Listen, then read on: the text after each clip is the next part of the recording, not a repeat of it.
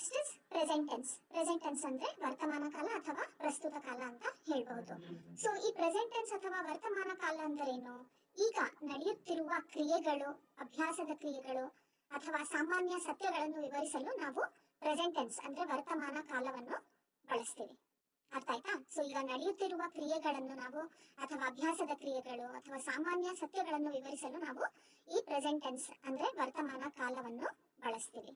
ಈಗ ಉದಾಹರಣೆಗೆ she works at a bank ಅಂತ ಹೇಳ್ತೀವಿ. ಅವಳು ಬ್ಯಾಂಕಿನಲ್ಲಿ ಕೆಲಸ ಮಾಡುತ್ತಾಳೆ. ಡಾಗ್ಸ್ ಬಾರ್ಕ್, ನಾಯಿಗಳು ಬೊಗಳುತ್ತವೆ. ಐ ಲೈಕ್ ಚಾಕ್ಲೇಟ್, ನಾನು ಚಾಕ್ಲೇಟ್ ಇಷ್ಟಪಡುತ್ತೇನೆ. She eats apples every day, so ಅವಳು ಪ್ರತಿದಿನ ಸೇಬುಗಳನ್ನು ತಿನ್ನುತ್ತಾಳೆ. ಇಲ್ಲಿ ನೋಡಿ, ಈಗ ನಡೆಯುತ್ತಿರುವ ಕ್ರಿಯೆಗಳ ಬಗ್ಗೆ ನಾವು ಈ ಉದಾಹರಣೆಗಳಲ್ಲಿ ಮಾತನಾಡಿದ್ದೇವೆ. ಅದಕ್ಕೆ ಇವೆಲ್ಲ ವಾಕ್ಯಗಳು ಪ್ರೆಸೆಂಟ್ ಟೆನ್ಸ್ ಅಂದ್ರೆ ವರ್ತಮಾನ ಕಾಲದಲ್ಲಿದೆ ಈ ವಾಕ್ಯಗಳು ಅಂತ ಹೇಳ್ಬೋದು. ಅರ್ಥ ಆಯ್ತಾ? So she works at a bank, dogs bark, I like chocolate, she eats apples every day. So ಇವೆಲ್ಲ ಒಂದು ವರ್ತಮಾನದಲ್ಲಿ ನಡೆಯುತ್ತಿರುವ ಕ್ರಿಯೆಗಳ ಬಗ್ಗೆ ಹೇಳ್ತಾ ಇದೆ. ಅದಕ್ಕೆ ಇವೆಲ್ಲ ವಾಕ್ಯಗಳು ಪ್ರೆಸೆಂಟ್ ಟೆನ್ಸ್ ವರ್ತಮಾನ ಕಾಲ ಅಥವಾ ಪ್ರಸ್ತುತ ಕಾಲ ಅಂತ ಹೇಳ್ಬೋದು. ಅರ್ಥ ಆಯ್ತಾ?